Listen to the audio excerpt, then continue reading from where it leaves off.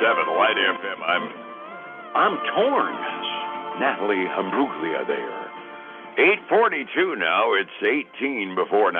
Advisory services offered through Second Half Financial Partners, LLC, an SEC-registered investment advisor. The opinions voiced and information provided in this material are for general informational purposes only and are not intended to provide specific advice or recommendations for any individual. To determine which investments are appropriate for you, please consult with a financial advisor. Second Half Financial Partners, LLC does not provide tax or legal advice. Please consult your tax or legal advisor regarding your particular situation. And that means it's time to check in on money, where Philip Statler from Statler Financial Services in downtown Sebring is standing by on the phone. Philip, good morning. We got a really quiet government data dump day ahead of us. I'll bet you that means...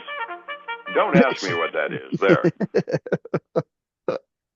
I was trying to wake the markets up because they pretty much went into a doze yesterday morning, I think, and stayed there all dang day, didn't they? They did. It was not a good day yesterday, and right now I'm not seeing much in the way of follow through to move us up any either, Dave. It's I was starting to mention that there's nothing on the government data dump stuff, which means we're as much as anything following war news and following talking heads talking about oil prices. And just to set the table for the morning, it was not a major sell-off like it had been a couple of days ago, but still everything was red. Dow fell another 204 points. S&P 500 fell another 18 points yesterday. NASDAQ was down another 62. It wasn't like a panic sell-off, but it's like we're doing a repricing based upon the moving target as to how fast the war is going to end. I was kind of hoping that the combination of Netanyahu and Trump yesterday, both basically saying that they figured things were slowing down and that they were almost at the end, might improve our humor, but basically nothing good happened all day long in the markets, did they? Well, except for the Russell. The Russell 2000 actually ended up over 0.6% higher. Huh? Yeah, so I guess the broad base must have liked what they talked about. And that's better because the tech stocks did not have a good day, and they were led by you and I were both kind of half giggling about this.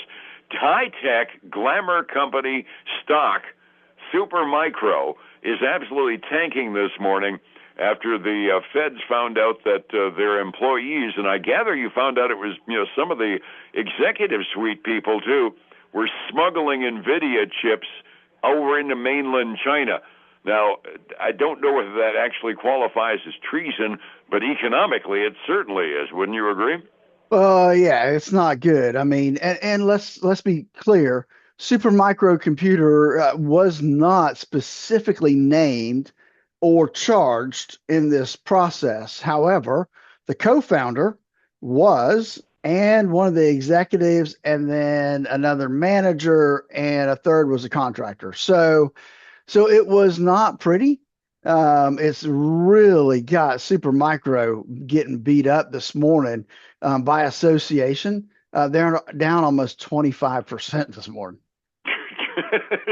Yeah, the company itself might very well not be in trouble with the Justice Department, but the market was judge, jury, and executioner, weren't they? They were. And let's remember, the report came out earlier this week, and they had a good quarter. And so the only thing I can think is that stockholders are looking at that and saying, well, if they hadn't have sold those computers to the Asian companies that sent them to China, maybe their earnings wouldn't have been quite so good. I'm kind of wondering whether anybody's combing through the books looking for a little item saying other income. if they kept it in the books at all. That kind of led, and it really did contribute nicely to the NASDAQ decline in the process. Tidbit we were talking about before we went on the air, we talk about the price of oil, and yeah, keeping it under 100 is obviously a psychological point for the markets to at the very least keep us from tanking, but J.P. Morgan came up with numbers yesterday that are almost scary. For every sustained 10% increase in oil prices, the J.P. Morgan economists say that gross domestic product growth for us could be cut by between 0.15% and 0.2%. Since we're up like 25% on oil, means we've already lopped off something close to 0.6% gross domestic product growth. If anybody's worried about that $95 oil being under 100, and that's good news. Well, it is, everything being relative, but this is costing us with virtually every passing day, isn't it? It is, and we don't. The uncertainty right now, Dave, is how long is it going to last? Yeah. I've had some discussions with clients and people and some other folks that really, they're tuned in. They're just like focused on this stuff, and some of them actually used to work for the government, so they have some maybe better insights than you and I do as how things work. But they don't think it's going to be long lived. But who knows, right? We don't know. Nobody knows.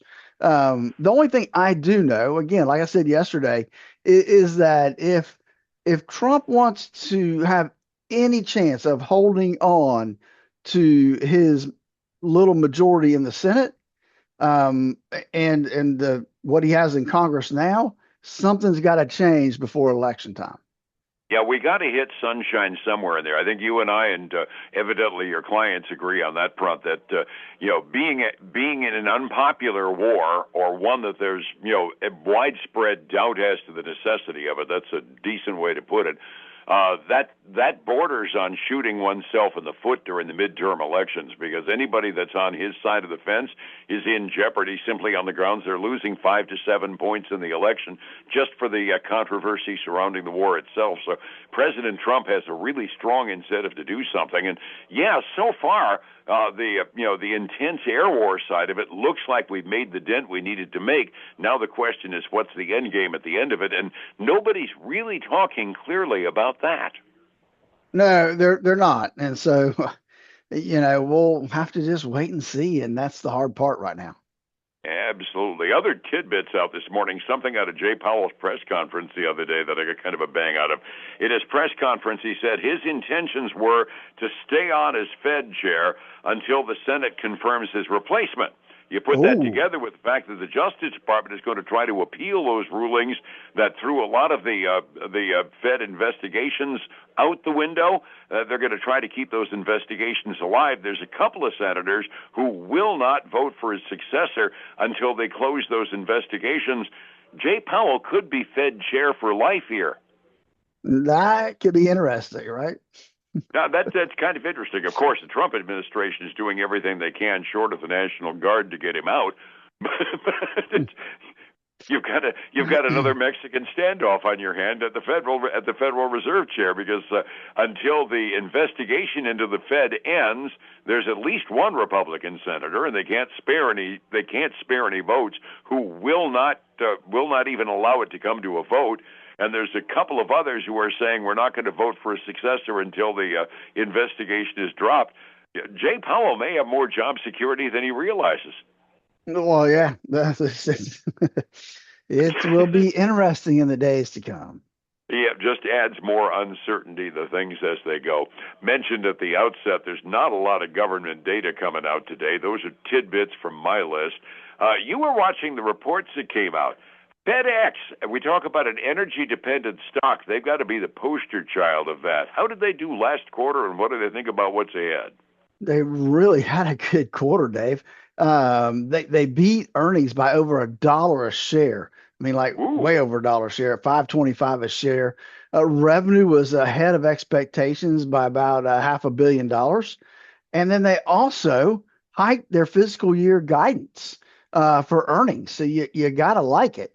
They're trading up a little over 7.5% this morning. Wowzers. I'm really surprised by the guidance with the oil price uncertainty out there. Well, I guess you got to ship packages, right? Yeah, got to do it one way or the other, even if it costs too much, right? That's right. They'll just add that, that fuel surcharge. I also hear they're in the mix as far as the thing with Amazon and their shipping contracts. Amazon's got their own delivery service these days, and they've been threatening to dump the post office as one of their primary carriers and use their own deliveries instead of that.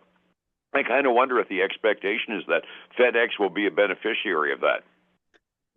I don't know. I mean, because I have a couple clients that work for the Postal Service, and they've enjoyed that the distribution centers opened up in Lake Placid, because that has really cut back on their mail delivery.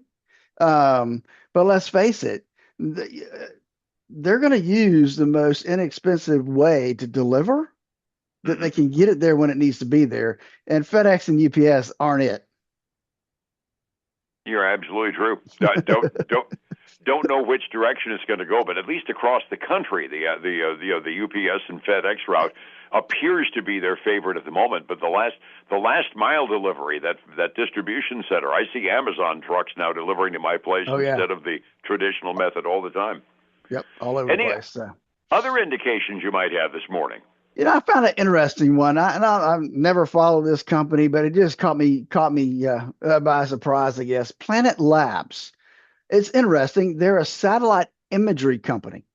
So I guess maybe they help people like Google do Google Maps, maybe. I don't know. But they had a really good quarter, such that they were expected to lose like 5 cents a share. Instead, they broke even.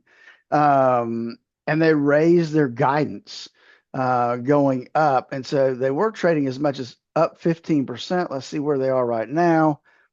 Oh, up almost 21% this morning. I'm going to have to look them up and see who they supply because I hadn't heard of that company before. Yeah, me either. That was, I thought that was pretty cool. Somebody likes them. Yeah, not much else out there. We talked about super microcomputers. So everything else is kind of we're really getting to the end here of earnings season. Getting into gossip season instead of earnings season. Resetting the table here was kind of an evenly down day for the blue chips yesterday, and for the NASDAQ, it was amazing. The Russell actually gained a little 45 minutes before we opened. What are we looking at this morning? We're seeing some improvement, Dave, in the futures. However, they are still red. Don't get me wrong, but they have improved. The Dow right now is down 0.2%. It was down almost double that earlier. S&P 500 is down 0.2. NASDAQ 100 is down 0.33%. Russell 2000 is down about 0.3% this morning. On the other side, silver's trying to recoup a little bit, up 1.1%, back over 70 at $72 an ounce. Gold's up 1.6%, $4,679 an ounce. Crude oil heading down 0.6% this morning, below 95, $94.98 a barrel. Crossing my fingers, $95 is another one of those psychological things that we want to see it under as well. I don't know whether they'll react.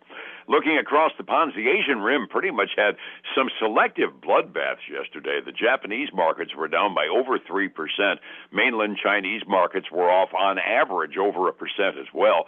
On the other side, though, over in the European community, they got a little optimism going there. The average European index is halfway through their trading day is up by a little over 0.25%. So it's all green in Europe and it's all red in Asia.